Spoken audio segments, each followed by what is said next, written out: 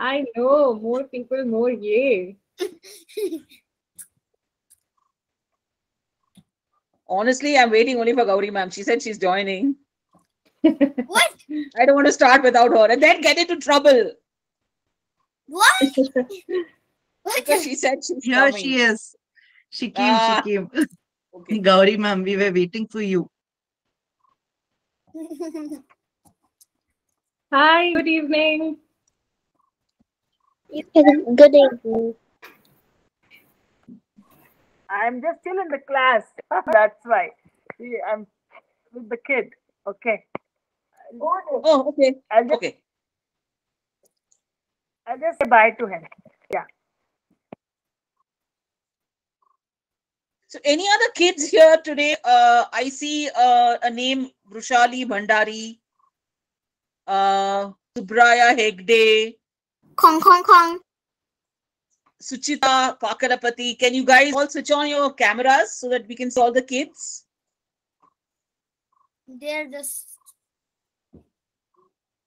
You only see 5 others. Oh, hello. Including Stita. Yes. Okay. So, Hello. Hi. okay. Hi. So let me quickly just introduce our speaker, and then Sahana and you guys can talk to each other. Everyone has this bag. Sorry. Everyone has different silver backgrounds. Yes, that's right. Yeah. Acha. Colorful stuff. Okay. So hello guys. Hello kids. We're here to have a conversation with Sahana today. Sahana is somebody who works in the rural areas of India. She's very interested in social development, and she has found a passion for the work that she does. And we are going to maybe explore. She's going to share with us again what she does exactly, what it means to do what she's doing, why it's important, and what she loves about it. So over to you, Sahana. As usual, all the adults, I request everyone to have their audio muted, if possible, camera off, and let the children interact with Sahana. Over to you, Sahana. Thank you, Aparna ma'am. Good evening. Hi. Hi. Hi. Hi. Hi. Hi. How are all of you doing? Fine. I want you to say it based on the energy level that is inside you right now. Fine. Fine. Fine. Only fine. Great. I'm great. Great. Wow. Lovely.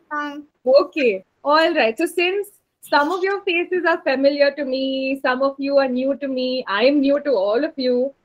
So let us do a quick introduction so we all know each other's names at least. Okay.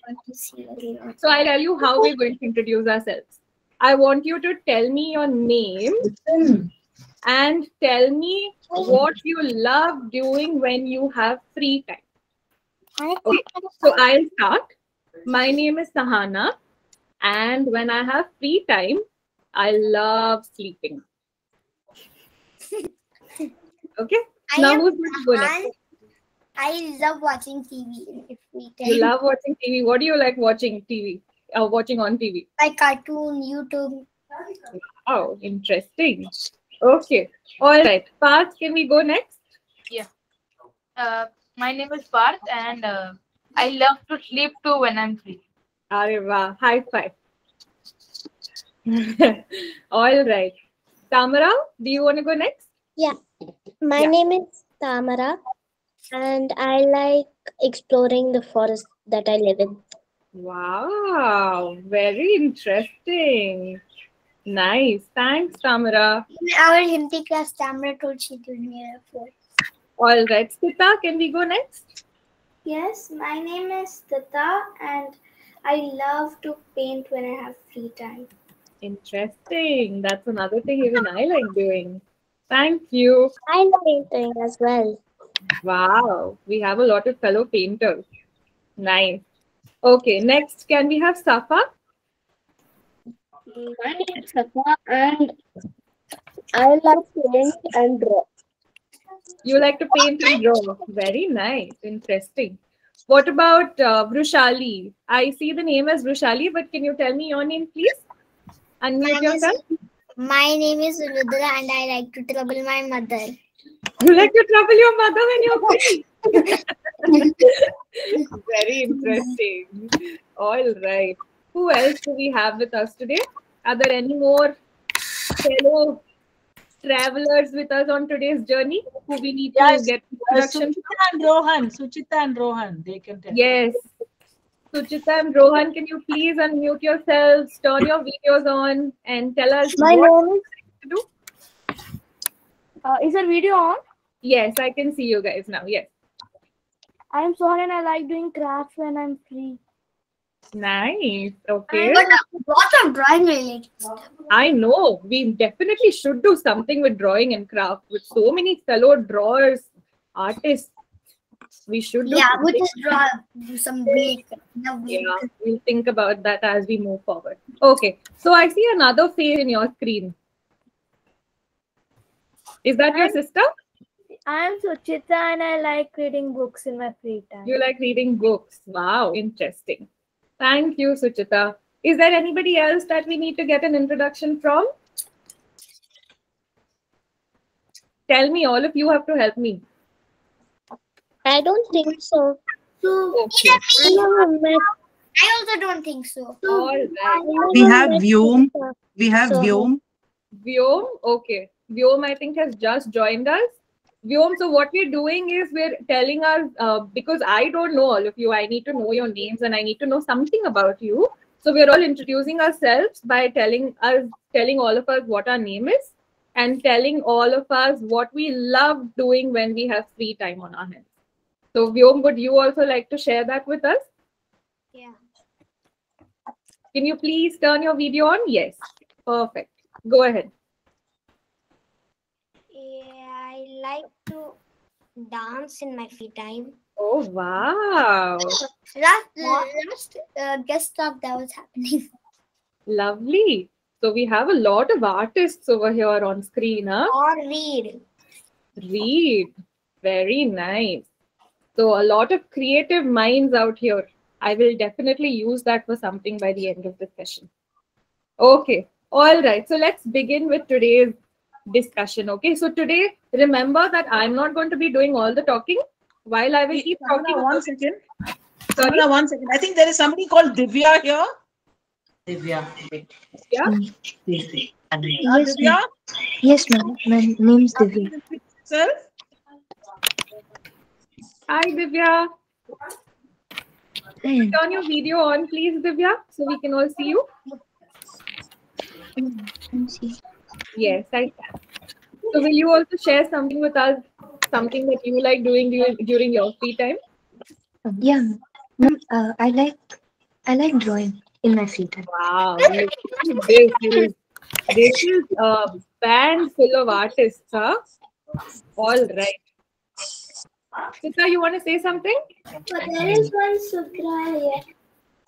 There is I don't know how to pronounce her name. Subraya Hegde. Subraya Hegde. Shuraya. Anusha, introduce yourself. Yes, ma'am. Ma'am, my name is Anusha, and my hobby to do in free time is like to play games and also to do some reading in books. Wow, very interesting. All right. So do we have any more people who've joined us just now who need to get an introduction from? No, I All don't think so. right. So let's move ahead. All right. So remember, while I'm going to be talking to you, I need all of you to talk to me as well, okay? So What? whenever you have a question, I want you to raise your hand so that I can give you an opportunity to talk. Okay? So I'm going to tell you a little bit about Vrushali. Vrushali has raised their hand. This is a high raise and not a Oh, sorry. Okay. mine. Sorry, my Mine, bad. not Shali's mine. That I Oh, won. Sahan also raised his hand. There are But I two am raised. a high. All right. Chalo, let's start. Okay, so now I'll tell you a little bit about what I do. So I'm Sahana. I am basically from Bangalore. I've lived in Bangalore all my life till 3 years ago. when I shifted to Gujarat. Okay. So I used to study in Bangalore. I've studied all through my entire schooling life. I've been in Bangalore. And I was always interested in talking to people, in meeting new people, interacting with them, learning about where they come from, learning about their stories, where do they live, what do they eat, how do they do what they do. And along with this, I was always interested in being around nature. Okay. So, Tamra, you want to say something? I wanted to say that I've also been um, born in Bangalore. Oh, perfect. Okay, nice. So, yes, so like I was saying, I always have enjoyed being around nature, whether it was taking a walk in my neighborhood, going to the park near my house, or going on treks, or going into the forest for a walk. I've always enjoyed being around nature. And while I'm around nature, another thing that I used to do often was to sit down and observe little things, to see tiny ants walking up, trying to climb up trees, to see a small hatchling that has just come out of its eggshell learning to fly, to see a bird going and catching a worm just to go and feed its baby, or to see a pigeon go and build a nest by picking up twig after twig after twig. So I was very fascinated by seeing these things. And as I grew up, I felt that this is something that I'd like to learn more about. This is something that I'd like to work with. So what I did is, as I grew up, I started reading a little more about it. I started understanding what it is that is in our environment, what is in and around Bangalore, what is in and around in Karnataka, what are the different kinds of resources that nature has to offer within our state. And as I learned more about it, I became even more interested in understanding how I can be a part of something that can help nature. Okay. So now, like I told you before I told you about nature, I told you that I also like talking to people. I like meeting with new people. So as I read a little more about nature, I also understood that most of these natural resources, right? When I talk about nature, it could be forests, it could be lakes, it could be rivers, it could be hillocks. Most of these are generally outside city areas, correct? Yes. Do you find them within city areas? Do you have a river flowing behind your house? Yes. No. Do you No. have I a big have. jungle that you can walk into from your backyard? No, right? They're generally far away from our cities, right? We have to travel a little bit, no? Whenever we go on a trek or whenever we need to go camping, we have to travel a little away from the city to be able to be a little more closer to these resources, right? So that's when I realized that most of these resources that nature has are actually a little far away from the cities and closer to villages. Okay, closer to villages where the people who live there, we can also call them rural communities, or we can simply call them villagers. Okay. Stita, you want to say something? Yes, I wanted to say I don't live near lake and rivers, but I live near mountains. Oh, wow. Lovely. Which mountain is this? It's not very popular. It's like a simple. It's not very high too. So Okay. Lovely. Okay. Rahan, your hand is raised as well. Do you want to say something? I love nature. All the greenery makes it so beautiful. I love I it. know, right? I totally And agree with you. like I have a river also nearby. Oh, wow. Interesting. Vyom, you also have your hand raised? A river or a pond. What? I don't stay near any forest, but I stay near a forest. Oh, Big lovely. forest. Wow. I've gone trekking and there are few animals there. Wow. You have Very seen. nice. Okay. Tamra, you also have your hand raised? Yes, like Vyom, Hmm? I also live near 13 acres of forests and jungles, Wow. and I have a river behind in front of my house, and also Wow. that there are lots of birds and animals that usually nest there. Right. So then, since all of you are so close to nature, you will definitely understand what I'm going to tell you next. And I'm sure this is going to be of interest to you also. Okay, Prahan, I'll come back to you. Okay, give me 5 minutes. Let me tell you a little bit more about why I started doing what what I'm doing now, and then I'll come back to you. Okay. What is 13 acres? 13 acres, she's talking about the amount of land, the area of land around her house, near her house, that is all jungle. Okay. All right. So I started reading a little more about all these things. And then I realized that it is these villages that are closer to these natural resources. And the people who live in these villages, in fact, are actually helping in protecting all these resources. Every single day, everything that they do in some way contributes to helping water recharge or helping the jungle stay green, helping the rivers stay full and not go dry. And that's when I realized that they're playing a very big role in helping us enjoy the things that nature can give us. Because they are sitting there and working to help and restore these resources, to make sure that these resources are safe and that they're healthy, we are able to enjoy the benefits, right? We have nice, good, fresh air to breathe. We have a lot of greenery that we can go to. We have rivers that we can go visit. We can go on treks, all because there are some people who live closer to these resources who are taking care of them every single day and are making sure that nature gets all the time and all the energy that it needs to keep healing itself and recharging itself. Okay. So that's when I realized that this is something that I would definitely like to contribute to. So I started reading a little more about the people in these villages. And that's when I realized that while they're doing so much that maybe all of us are doing it, but we're doing it in small little ways, but these people are doing a lot of it every single day.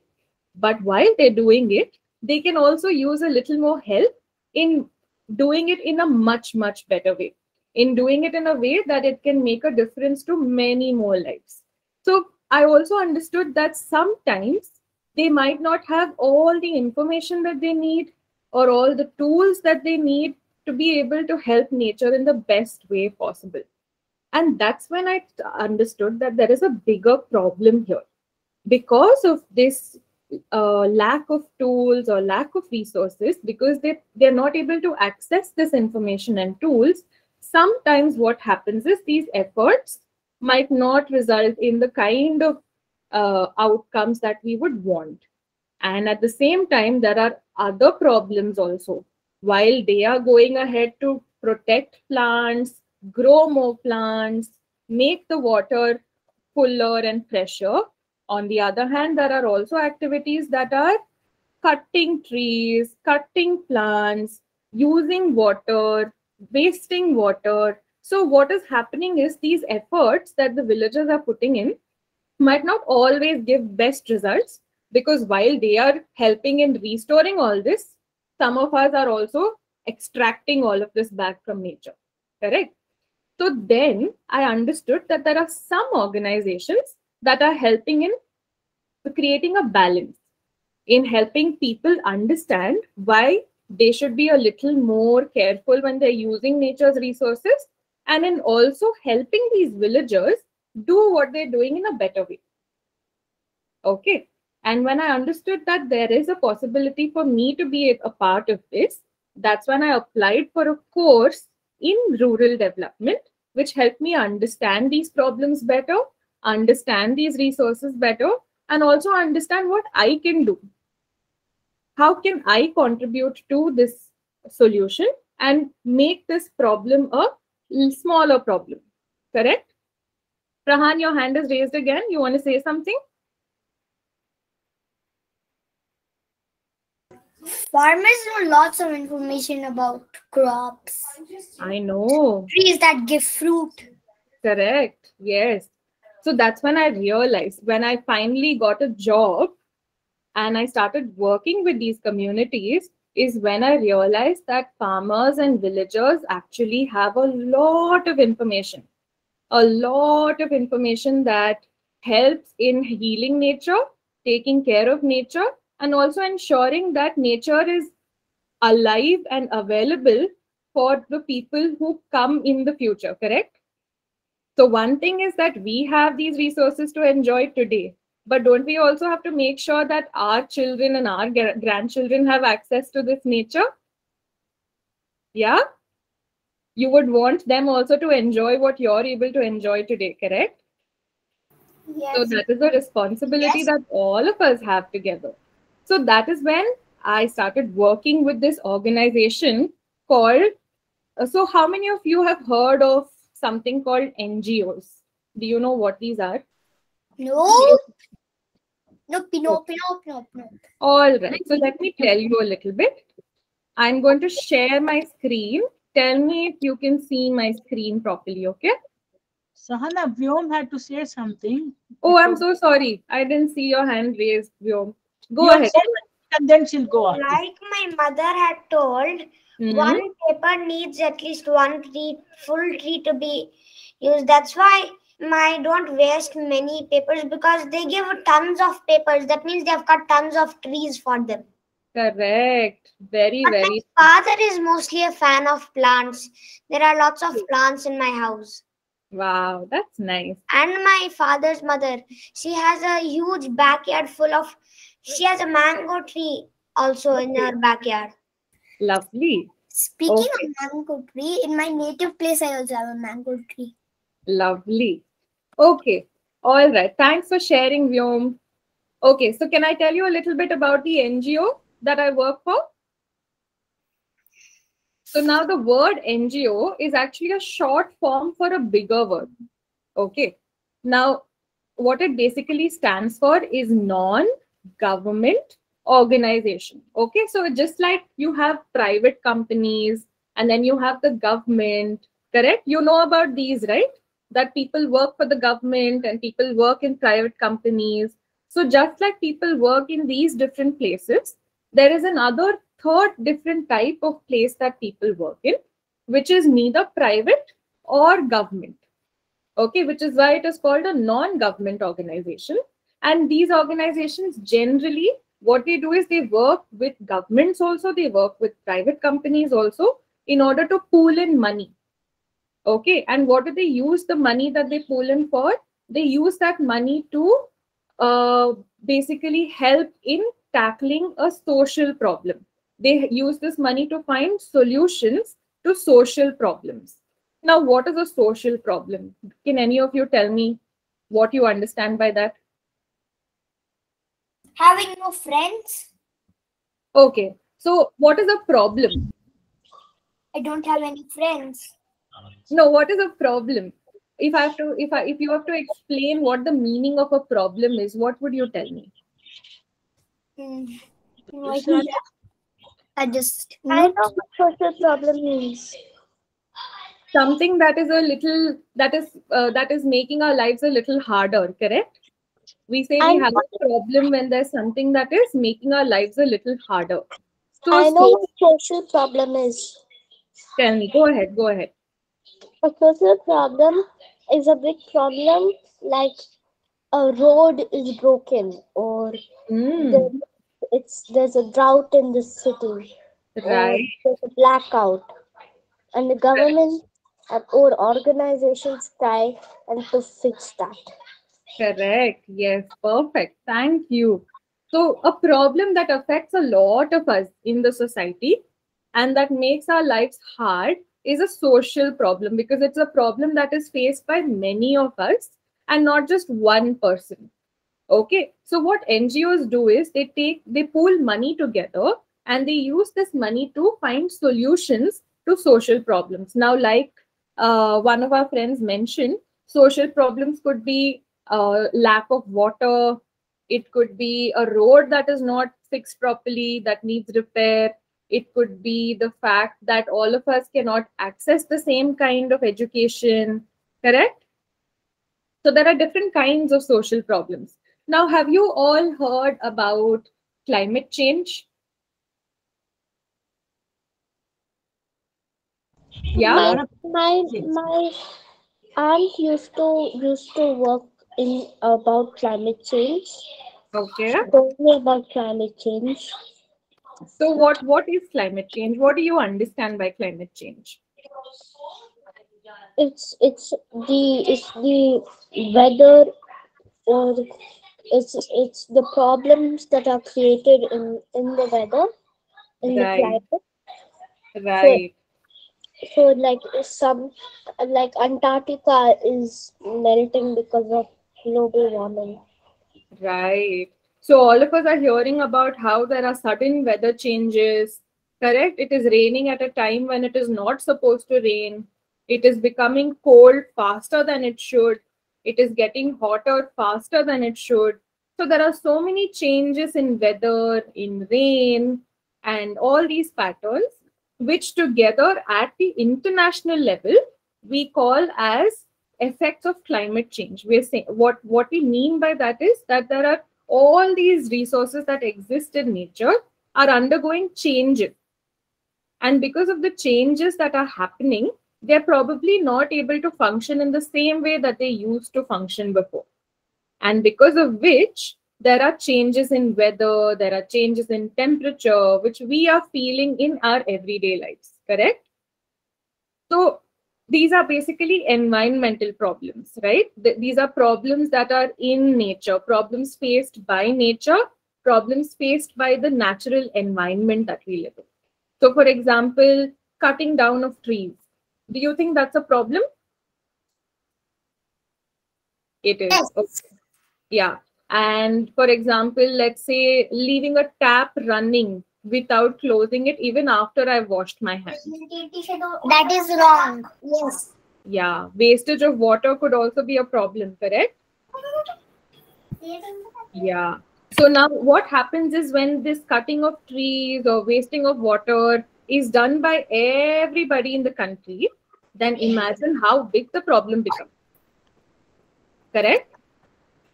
So now while nature is beautiful, nature is lovely, nature gives us fresh air, it gives us spaces where we can go and sit down and just rest.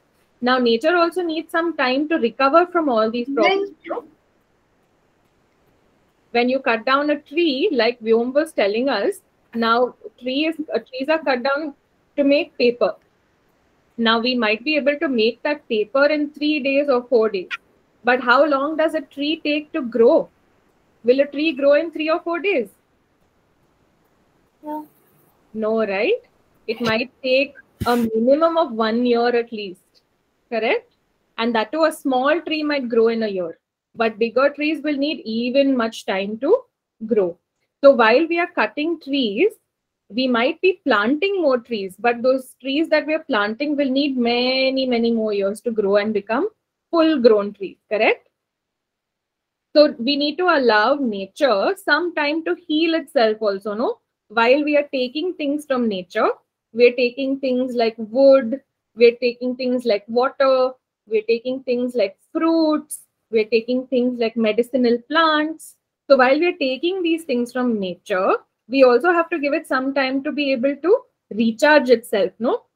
Just like our phones need recharging. Now, if you keep using your phone without recharging it, without putting it on charge, it is going to die at some point of time, correct? Yeah.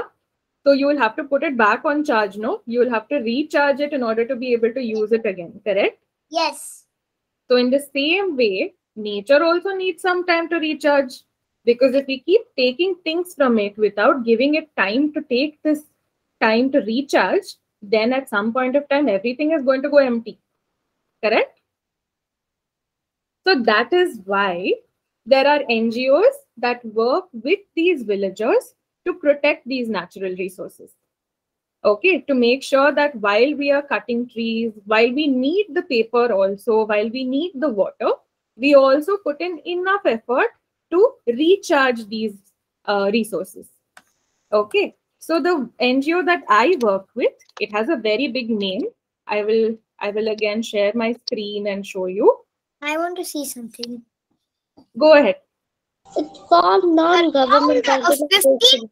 million trees are getting cut every year.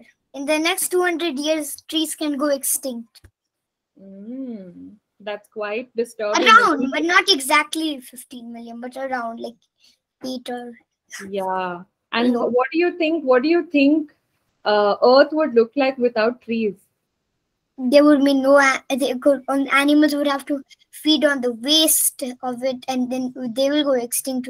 We can go extinct because of oxygen. Forget about all of that. There Correct. will not be oxygen, and if there's no oxygen, everyone will die instantly. Exactly. Correct. And the earth would be fully empty, and there would be nothing on earth, and no more there will be life on earth. I know. So in order to deal with this problem, in order to find a solution to this problem, I started working with an NGO called the Foundation for Ecological Security. Now it's a big name. You don't have to remember the name. I'll tell you what we do. Okay. So what I started doing when I started working here was, first of all, I moved from Bangalore to a village called Railpad, and I started living in that village itself.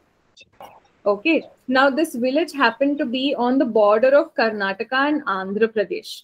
So say about 20 kilometers away from the village that I was staying in was Andhra Pradesh. Okay. So I lived on this border area, and it was a village surrounded by a lot of natural resources, a lot of greenery. There were hillocks, there were water bodies, there were grasslands, there were forests. Are you able to see my screen? Yes, but Yeah. we can see the end one. Yeah, you can Show see the it, picture, right? Sahana, Sorry? of where you lived. The picture of where I lived. No, show us a picture. We can still see the first slide. Oh, is it not moving on your screen? No, it's not moving. First slide here. Hold on. I guess there's some problem here then. What were you trying to say, Chita? Like without trees, when tsunamis happen, plants take the water and store it. But if there are no trees, the tsunami would be more dangerous. Correct. Oh, nice terrain. I love green. Can you see my screen now? Can you see the picture on my screen? Yeah. All right. Yes. So this is what I'm talking about. The village that I lived in had a lot of water bodies like this. There were small creeks. There were grasslands like this, where it was just a big area of just grasslands and plants and shrubs. And there were hillocks like this that had a lot of nice forested area. Wow.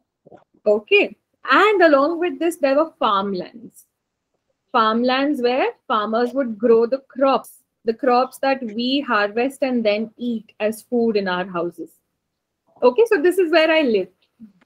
Now, what I did is I basically started working with the villages that were in and around where I lived. And I started working with the people who lived in these villages to help them understand how they can better protect these natural resources. While I was trying to tell them about it, I also learned so much from them. I learned about all these practices that they followed for many, many years, which they've been doing generation after generation in order to take care of nature. Small little things where, for example, there was this one village where this one uncle told me about how this forest area that you see on your screen now, there are small patches of this forest area which they draw a boundary around and they set it aside. And they create rules for their own people, and they tell everybody that nothing inside this boundaried area can be cut down. Nothing inside this can be taken away for wood, or no fruit can be plucked, no grass can be eaten, nothing. You just have to let this stay. Can't any city come over this area? Sorry? Can any city come here to Can a build city more? come here? Yeah, to build roads, houses. So while I'm showing you pictures of the nature in this village, there are houses, there are roads, there are places where people live as well. Okay. So it's a village area, but like I told you, these forests and these water bodies are generally found very far away from the village areas. So it's closer to, very far from the city areas. It's found closer to the village areas. So while I'm showing you these pictures of nature, there are also houses nearby. There are small markets nearby. There are small muddy roads nearby, which is part of the village. Okay. So what I learned from the people here is that they already have very different ways in which they protect nature. So like I was telling you about the area that they draw a boundary around, and they make rules to say nobody can go here, nobody should pluck anything here, you should always protect this patch of land, you should keep coming back to water it. In some places, they had even put up a watch guard.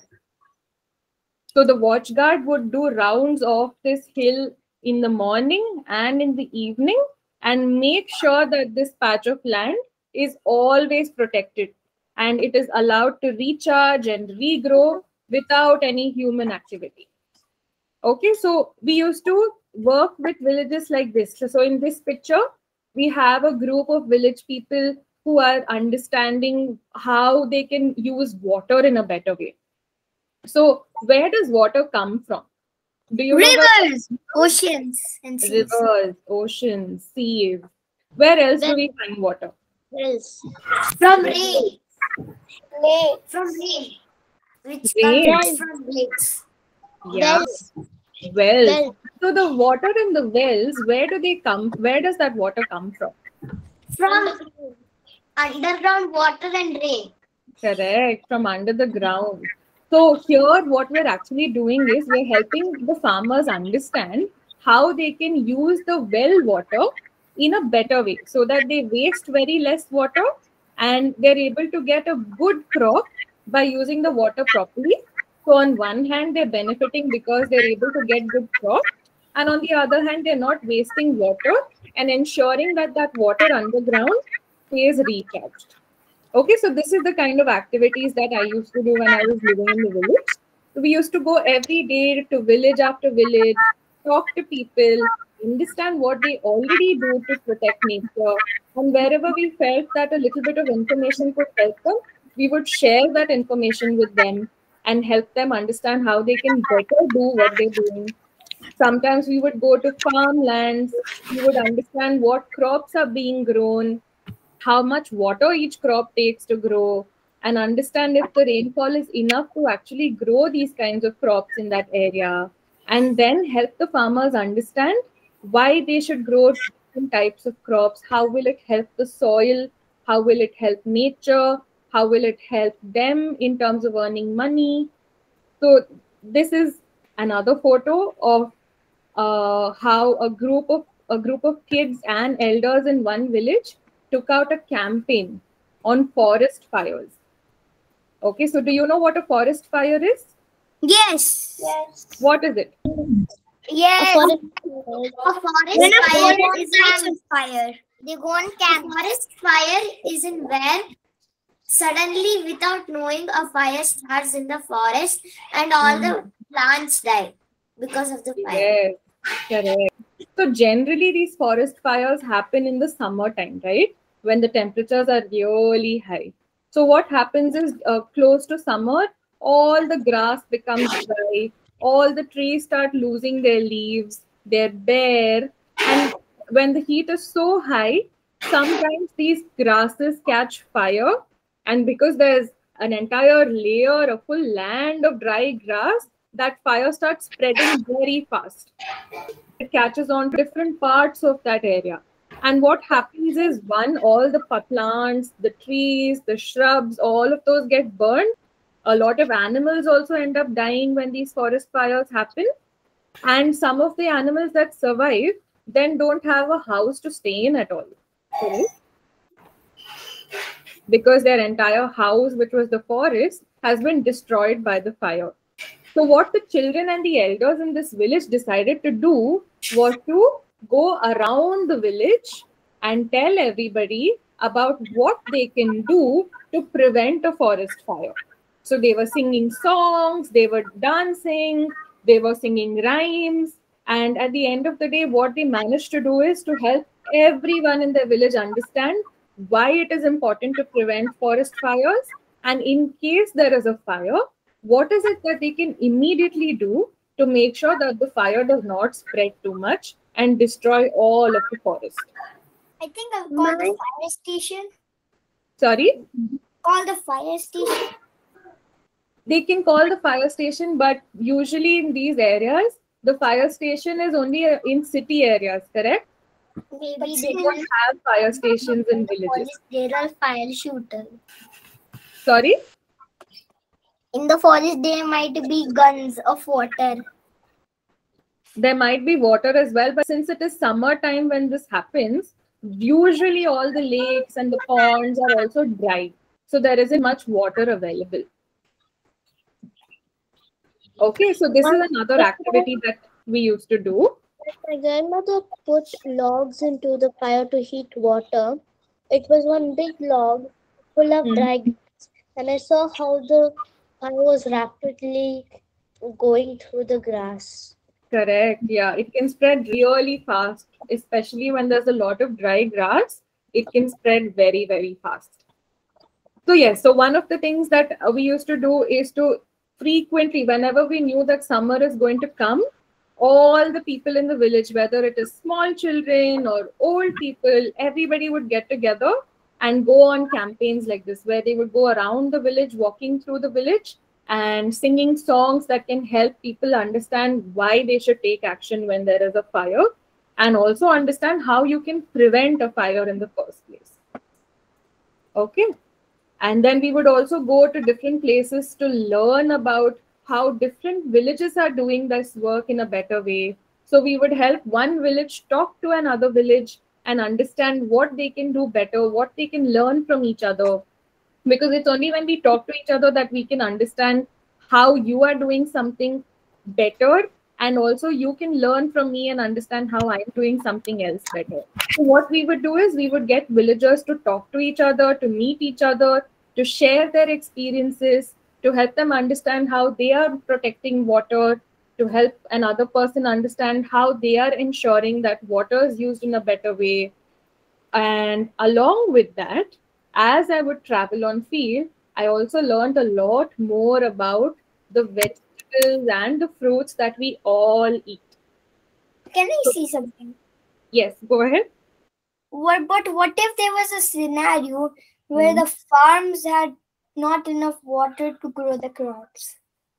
The farmers. Yeah, so that is exactly what we would work with the villagers to help them understand, that when it rains, you should be able to capture all that rainwater, collect all that rainwater, and store it, so that when it becomes, when the temperature becomes hotter, when we're moving closer to summer and everything starts drying up, we at least have this rainwater that we have stored to be able to grow our crops.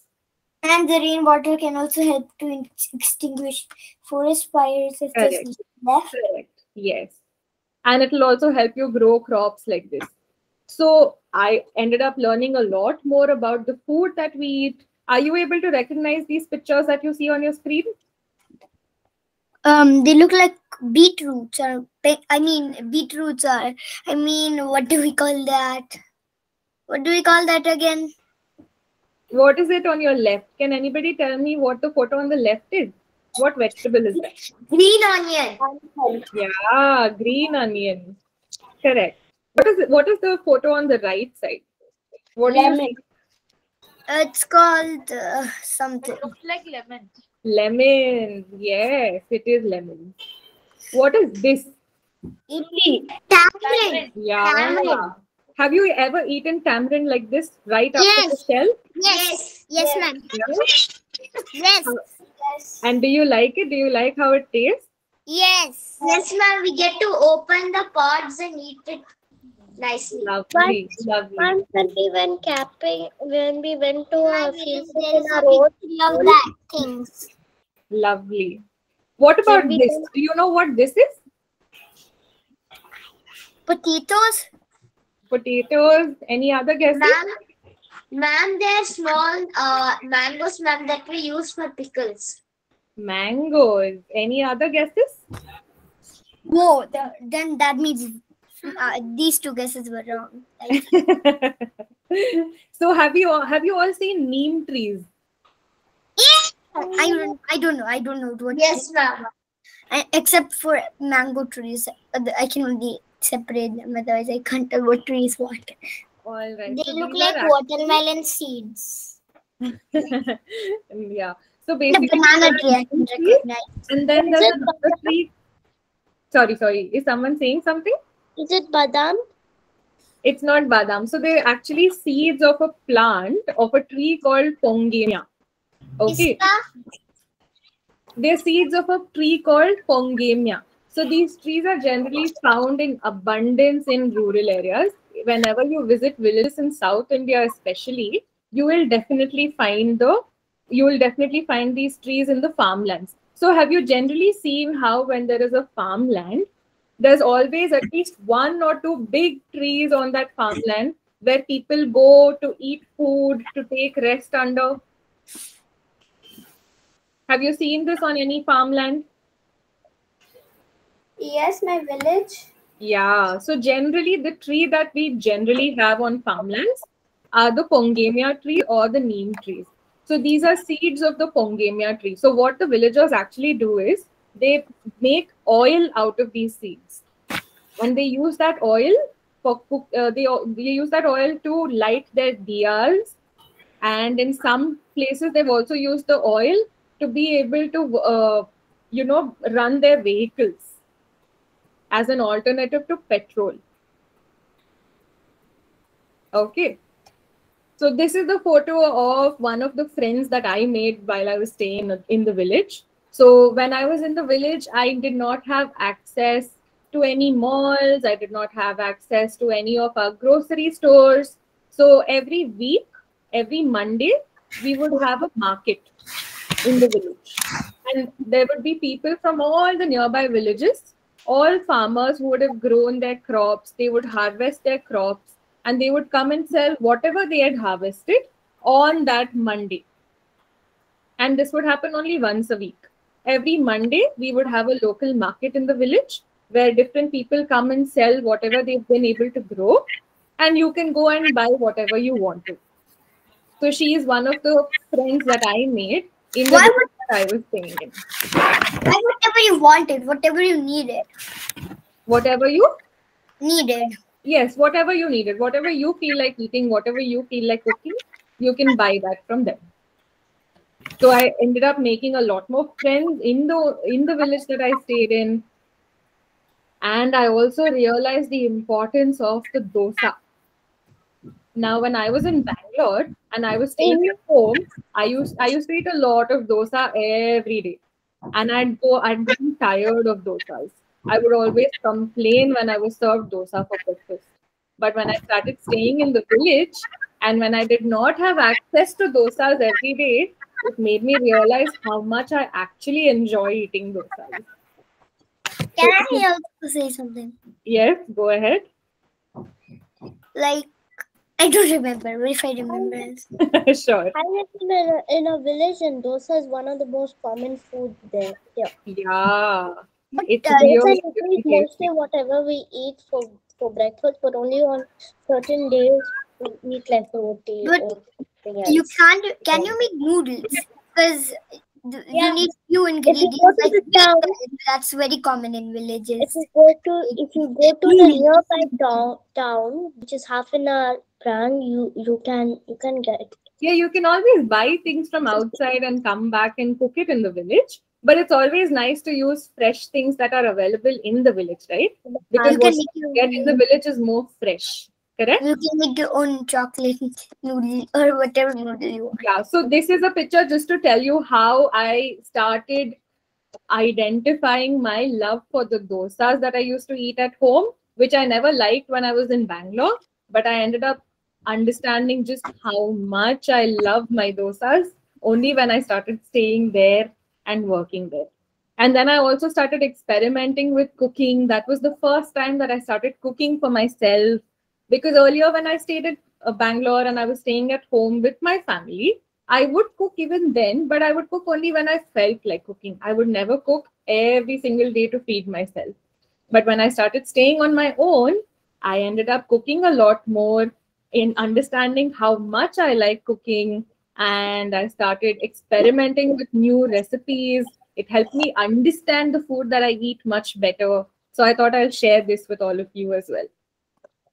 And then, of course, what my most favorite part of being in the village, of working with the communities, was the places that I used to get to travel to.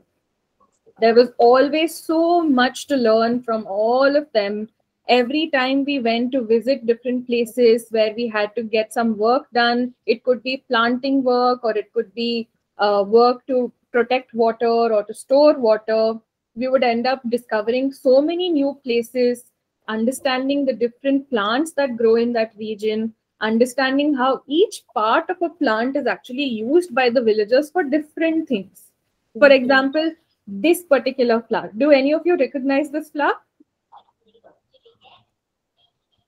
It looks like a banana flower which is orange. Right, it looks like a banana flower. And it Yes. looks like a holy flower. It looks like a cauliflower. Holy flower. Holy flower. Wow, interesting. Okay. So this is actually famously called the flame of the forest. Because The flame of the forest, it's the bad thing then. it's called the flame of the forest in a good way because it makes the forest shine and glow in the summer sun. So these flowers generally come only at this time of the year, during summertime, when the tree has already lost all of its leaves, when most of the leaves have already fallen off, is when these flowers bloom. And because most of the forest area is bare, because most of the trees have already dropped their leaves, all the grass on the floor is dry, and then there is this burst of bright orange in the landscape, and that is these flowers. So they're very famously known as the flame of the forest. So I've always known about these flowers, but what I did not know, which I only found out when I started working over here, was that these flowers are actually used to make natural color. So what the villagers told me... That is why it is called holy flowers. Yeah, correct. I was just going to say that you already pointed it out to me. So what they would do earlier on is that they would mash these flowers nicely, boil them, and the color that they used to extract from this would then be used to color cloth. And they would use it I like have a question. Kind of Is like this the only color that's available for the this is cloth? one of the colors that is available. Oh, Of the flower. Can you get dyed in the forest? of the flowers. Of Dyes. the flowers. Flower is generally orange in color. It could be different shades of orange, but it is always orange in color. So whatever color you extract from it, it will only be orange. Yeah, it will be different shades of orange. But similarly, there are different plants and different flowers that are used to get different colors. Okay, so this is one example. So these are the things that I started learning when I started working with the communities. Then there were these different seeds, so many different seeds and pulses that I had never seen before, and that these people were using in their everyday cooking. These were things that they would cook and eat every single day, but these were things that I had never come across when I was living in the city. So I learned a lot more about the food that people grow, the food that people eat, the different health benefits of the food that they eat was something that I was able to understand when I was working here. Now, what is this? It kind of looks like worms. Sorry? It looks like big worms. What Yes, earthworms. Yes, ma'am. Earthworm. They look like a lot like earthworms in the grass. Any other guesses? Earthworms. Bookworm. Bookworm. Sorry. Earthworm. I was confused. So these are Earthworm. actually silkworms. Have you heard of silkworms before? No. Yes. They look like they're dead. That's because this is a photograph. If I taken a video of this, you would have seen them moving around, crawling around, eating all these mulberry leaves. So these are actually silkworms. Do you know what silk is? Silk is a type of cloth, right? Just like cotton. Yes, ma'am. They are used for making saris. Yes, yes. One of the most famous things that we make from silk are silk saris. So where does that silk come from? That silk is actually produced by these worms. Ma'am? Yes, ma'am. They are silkworms. Yes, they are silkworms. So I Ma'am, learned about... Sorry, go ahead, go ahead. Ma'am, they heat that cocoon and then it will become silk. Yeah, so what they do is they nicely munch on all the mulberry leaves, and once they feel that they have eaten as much as they can, they go find a place and they start building a cocoon around themselves, and that cocoon that they build is then used to produce silk. Ma'am, when you put the cocoon in hot water, it leaves off the dead worm and you get small thread peeking out from the cocoon, and you store it in some thing so that the thread keeps on coming, and that thread is called silk. Perfect. Yes, that's exactly what happens. My friend worms for this thing. Sorry, somebody else saying something? I'm trying to say. Go ahead, go ahead. My friend told me that the cocoons were thrown away, and that the silkworms were like boiled alive and stuff. Yeah, so it is sometimes, so in order to extract the silk, they generally have to boil this and then remove the worm and only take the threads that they have woven into the cocoon to actually produce the silk. But do we have to kill the worm? Yeah. Unfortunately, yes. Okay, so let me go ahead. Let me show you some more things before we run out of time. Can you see my screen? Yeah. So what is this? What is this person doing in the picture? Ma'am, building clay pots for using for cooking stuff. For carrying water.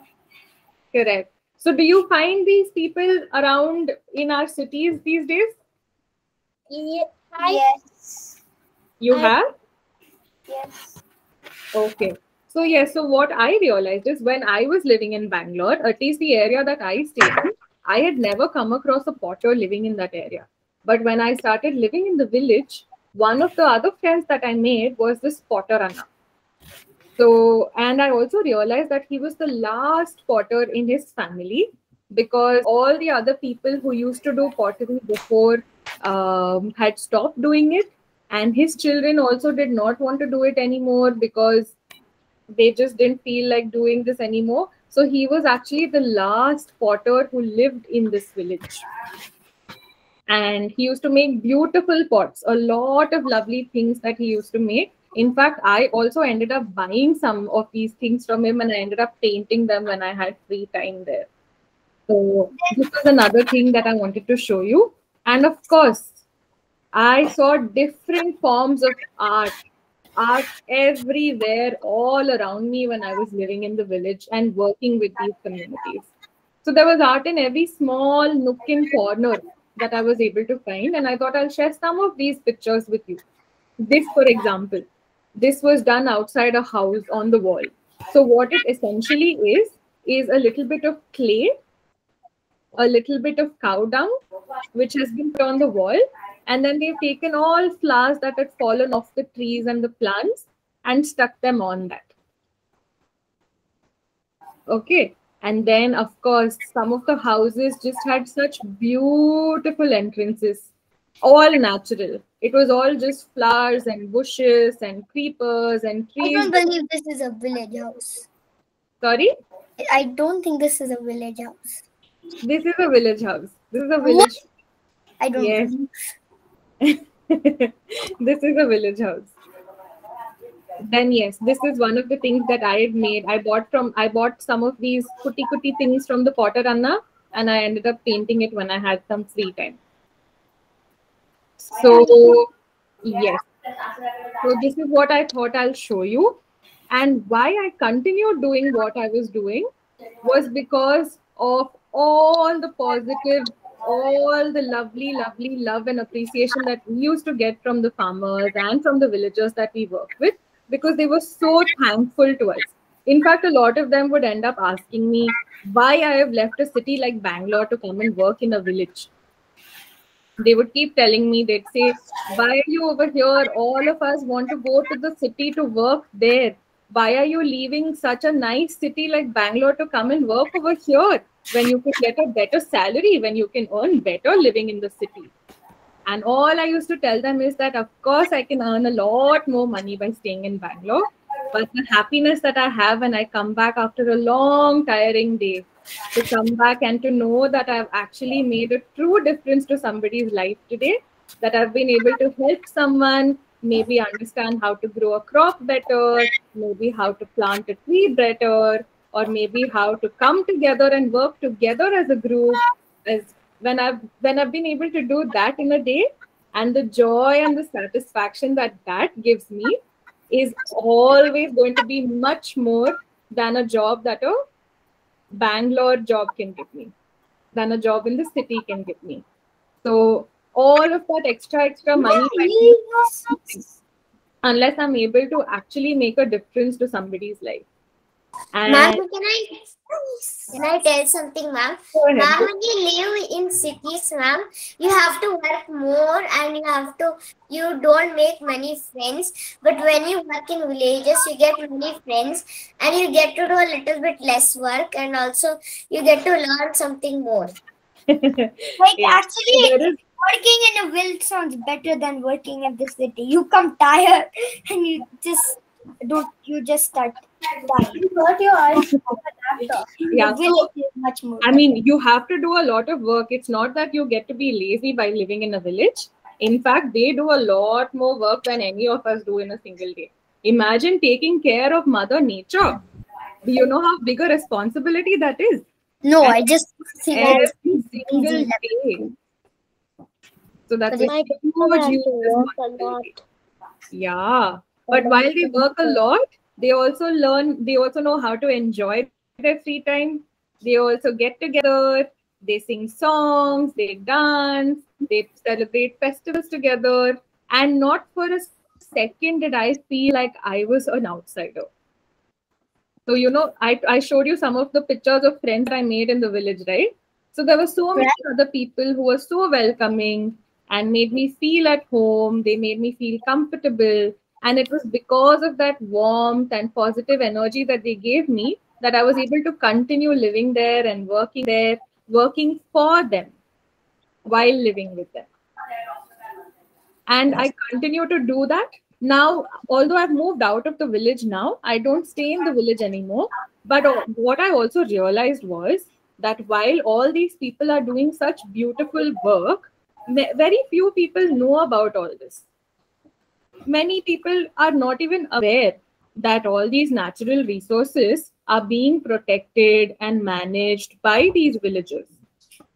So what I decided to do was to change my role a little bit, change my work a little bit. And I said, now that I've worked with them, I want to work for them by taking their stories to everybody else around the world. I want others who live in cities, who work in companies, who work in the government, to know about what these villages are doing, to understand how they're helping protect nature, and to see if they can be supported in a better way. It could be through tools, it could be through resources, it could be through information. So I want to take these stories to more people, help people understand what lovely work they're doing in the villages and how they're so beautifully protecting nature, respecting nature, and encourage more people to do that in their own little ways. And that is why I do what I do. Okay, so let me end by showing you a picture. It's a small collage of pictures of all the lovely people I've met while I was working in the village. Can you see them? Yes, ma'am. Yeah, so it's all these happy, smiling, positive, cheerful faces that motivate me to continue doing what I'm doing. Cool. Yeah? Yes. Isn't it lovely to come back? Watermelon. I like watermelon. Sorry? Ooh, a watermelon. I like watermelons. I can't hear you properly. What did you say? Ooh, a watermelon. I like watermelons. That's actually a pumpkin. Yeah. So that was about me. That was about why I'm doing what I'm doing. I just felt that this problem, this environmental problem of saving Mother Nature is quite a big problem. And if I can do something from my side to be able to help, I thought I would be really, really happy to take up something like that. And hence I started working in this village with these village people. And now I continue to work for them. But while I don't interact with them every day, while I don't live in the village every day, I keep visiting them from time to time to learn about all the new things that they're doing these days to continue protecting nature, and then to write about these things, to draw about these things, and share this with everybody else. Just like I'm sharing this with you today, I work now to take this information to more people across the country and across the world as well, so that more people know about this and more people are able to contribute to this. Stita, you want to say something? Ma'am, I want to ask a question. Sure, go ahead. Why you call nature Mother Nature? Cameron, killer. Why? I'm sorry, I couldn't hear you. Could you repeat your question, please? Why do we call nature Mother Nature? Okay, why do we call nature Mother Nature? Do you have any idea? I think because it gives us natural resources, it gives us oxygen, it gives us a lot of things. Nature plays role in a lot of things. Ma'am, because we get everything from nature. Yeah, Yes, but Stita's question is, why do we call nature Mother? Ma'am, without a nature, ma'am, if we get a lot of things from the nature, so it acts like a mother to us. So we call it as Mother Nature for giving us so many things and thanking it for giving so many things to us. Lovely. Thank you. Tamara, you have your Cilre background. It is a circle. I mean a plus. Four Cilre backgrounds and a plus. Hold on. Tamara is trying to tell us something. It's called Mother Nature because if nature would not exist, we will not get food. And even if natural food would not exist, even man-made food would not exist. Okay, interesting. Thank you. Tamara, you wanted to say something? I wanted to say the exact same thing that Subraya said. Okay, all right. Does that answer your question, Stita? Yes. All right.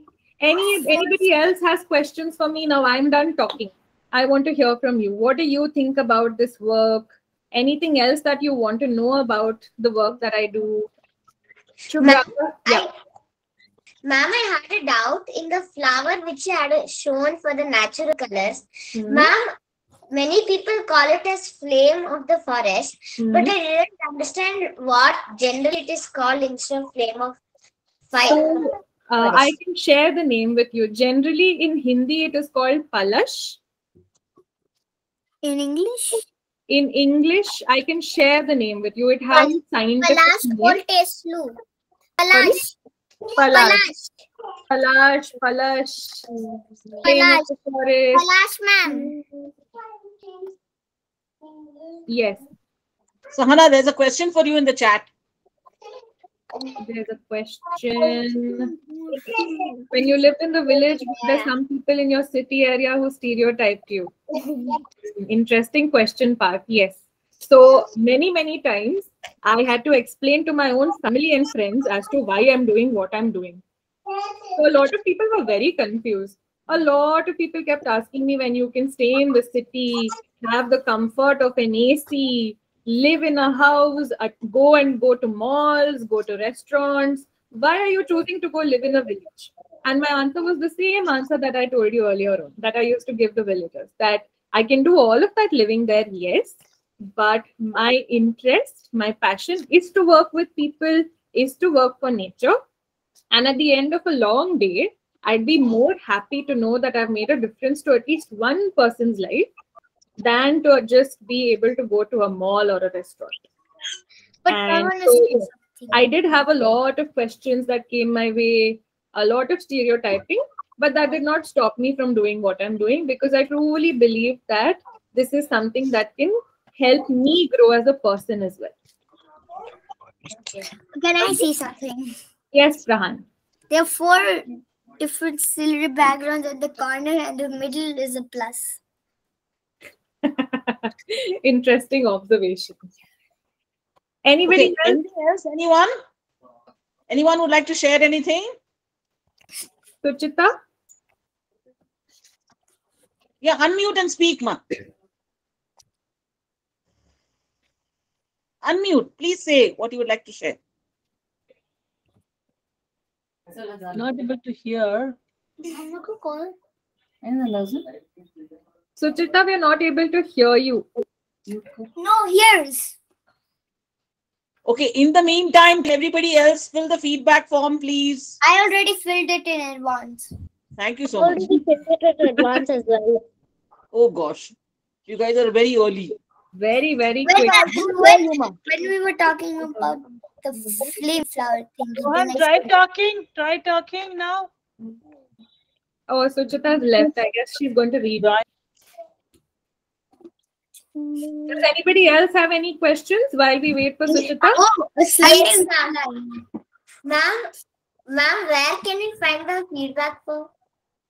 It's there in the chat box, ma. Okay, Check the chat box. Okay, Okay, so many of you. Okay, Parth has another That's the question. last question, Parth. Okay, we're going to finish with Parth's question, Okay. which is a very detailed question in the chat box, Sahana, for you. Yeah, 1 second. I'm reading. Do you think that villagers' life should be developed in some way which is similar to a life in the city? Okay, before I give you an answer, Parth, I want to know what you think about it. I think that it shouldn't be changed because having most of the farm food coming from there and they are working very hard for it. I don't think it should change. Correct. I agree with you as well. Because if all the villagers shift to the city and come here and start working in concrete buildings, then who's going to grow the food that we eat? Correct? Who's going to protect nature? While it is all of our responsibility to do it, they're already doing it so beautifully. And I don't think they have anything less. They're not missing out on anything by not living in a city, correct? Because they have so many more things that they can enjoy by living right where they are and doing what they're doing right now. So I and agree. there's a slanting line now of Cilre backgrounds. Okay. All right. So, guys, I think we had an extended meeting today. Thank you so much, Sahana, for sharing so patiently and answering all our questions also so nicely. I filled the paper. Sorry? I filled the paper. You did? Okay, thank you, Ma. Thank you so much. So, I think it's time to say bye for the day. Thank you so much, Sahana, for sharing so beautifully. Thank you so much. I'm so glad I got to come and meet all of you. Parth, it was lovely meeting you again. I'm so happy to see you again. I hope all of you got something, understood something from today. And it would be lovely, since we have so many artists in the house, I would love to see how you think of nature. If you had to draw nature, what would you draw? But I would like to again. Me too. So there is a project report form where you guys can I definitely will go and draw make a drawing. Yes. Or something. Yes, Can go I- ahead. I filled the form. Thanks you, Tamara. And that comes. I'll draw a horizon. You will. Okay, draw and color and share it with us. Yes. Cool. Bye. Okay, guys. All right. Thank you so much Bye. for spending your evening with us. Bye. See you all tomorrow. Thank you. Bye. Good Bye. evening. Bye, guys. Thank you. Bye. Bye. Bye. Bye. Bye, bye. Bye. Bye. Bye.